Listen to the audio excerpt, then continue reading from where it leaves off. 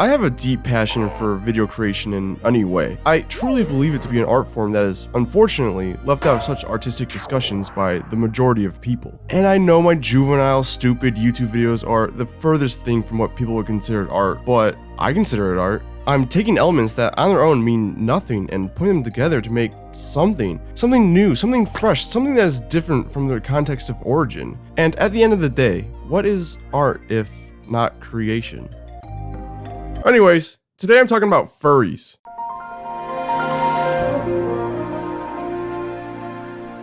Yeah, that's right, furries. Love them or hate them or simply just don't understand them, they are undoubtedly a cornerstone of the internet. And I don't just mean right now, but like since the internet was ever a thing, which I mean makes sense. It's much easier to ask people behind the safety of a screen if they're into anthropomorphic animals than in person. Cause you pop that question to your neighbor and all of a sudden they're gonna stop inviting you over to the summertime barbecues and start letting their dog Fido sleep indoors at night. Now, before this goes any further, this video isn't some Michael Jordan dunk fest on furries. That's way too easy. And quite frankly, it would be a surface level video to make. I mean, dude, look. Ever since the first fursuit was donned, furries have become the biggest target of jokes. From baby to old lady, everybody has a laundry list of jokes. Making fun of a furry is like beating a 2-year-old in a foot race.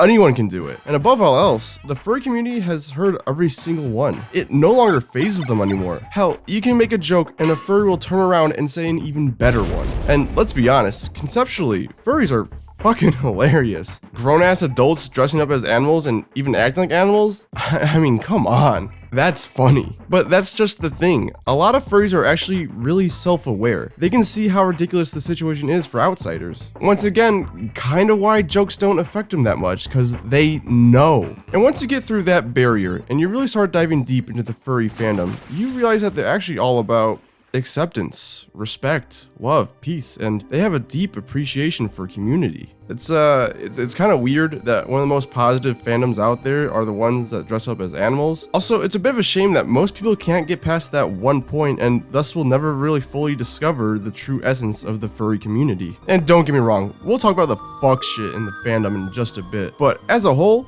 the vibes are good. I mean, never have I met a fandom that is so consistently happy and positive.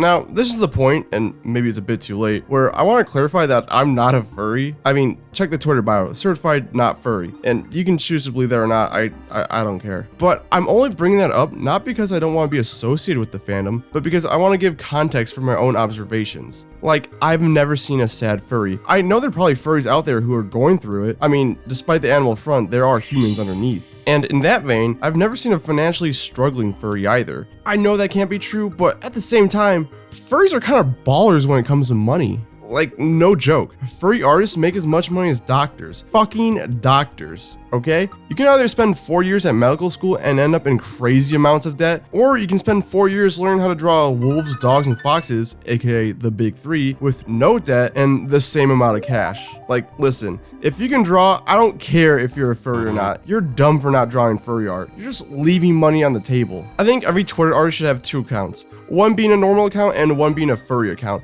regardless of if you're a furry or not. If you can consistently pump out furry art on that account over the course of a couple years, you'll slowly become more established and gain more clientele, and then you'll be swimming in the money. And I'm not even talking about the not safe for work furry artists, because those dudes, billionaires. They could buy an island if they really wanted to. Oh, and of course, people who make fursuits are loaded too. Also, by the way, those fursuits everybody kind of mocks are fucking expensive. The standard fursuit goes from like 1,000 to 2,000 bucks easily. So if you ever see a big crowd shot from those fur cons, you're probably looking at like $500,000 worth of fursuits. I mean, maybe that's why I've never seen a sad furry, because they're all stacking paper to the ceiling and writing on 24-inch chrome. And as much as I truly understand furries and where they're coming from, I can also understand why people often clown on them. I mean, as I said before, they're grown-ass adults dressing up as animals. Furry or non-furry, you gotta see the humor in that situation. Also, a lot of the not safe for work fur art does tend to overlap with the more, let's say, out there fetishes. Also, I feel like there's a lot of misconceptions about why people are furries in the first place. And one of the big ones being is that it's a sexual thing. And through my own observations and research, it's not, like, at all. I mean, don't get me wrong, there's a sexual component there, but like there's always a sexual component to any big fandom. For better or for, no, it's almost always, no, it's always for the worst actually. But at the end of the day, the furry community isn't hurting anyone. They aren't spreading harmful ideologies, in fact, the opposite. And if the sexual stuff is done between consensual adults, then what's really wrong with the furry community? Well, there are a lot of cases of certain things that come to light every once in a while. Grooming allegations and zoophilia being the prominent ones.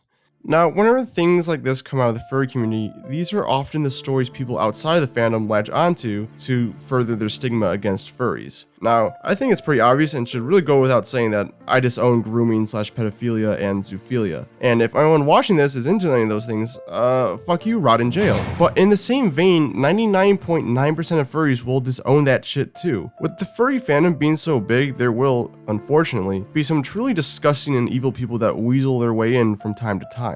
But also on that note, it's a zero tolerance policy. Everybody is trying to weed these people out. All in all, the furry fandom gets a bad rap, all because of a very, very, very small minority of people who sneak their way in. With all that being said though, I think the furries are unfairly dunked on way too much. And in the end, furries' core message is acceptance. So maybe we as a society should be a little more accepting of furries. That being said, I hate that ooh-woo shit. You say that to me and there's gonna be some cyan-colored wolf roadkill in the streets.